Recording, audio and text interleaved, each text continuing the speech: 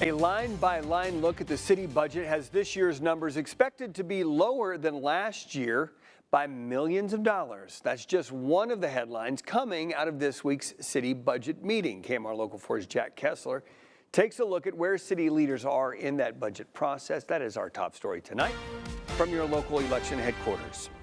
We're looking at each line, taking it, digging in pretty deep just to look and see where we can find efficiencies, where we can find if we're overstaffed, if we just want to be good fiduciary agents of taxpayer dollars. The 2024-2025 budget that the Amarillo City Council went through is over $450 million, which is a 13% change from last year's budget. Things I know it looks like a decrease because you went from $504 million down to $450+ million, but honestly, that is just in our CIP. So kind of in the private sector, we would call that CapEx, and those are those repairs and maintenance and things that you need to do to improve infrastructure and to continue to shore up your business for growth.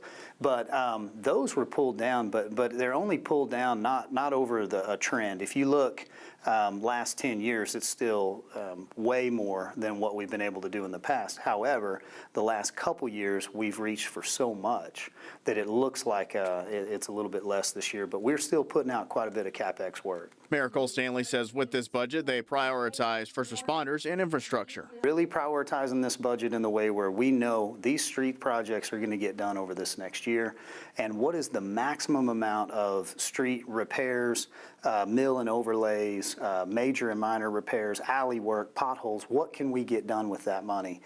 Then on top of that, I would tell you water and sewer.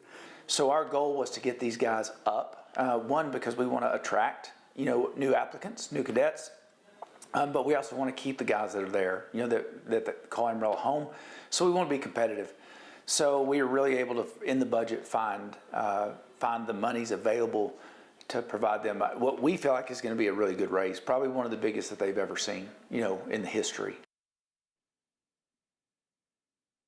Tip says they'll probably have another half day of budget talks. He adds that they've made it through the budget.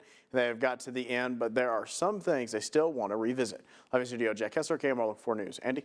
Jack, thank you. Tip says that once they get that budget approved, it'll be brought to the city council. They'll vote on it, accept the budget, and move forward.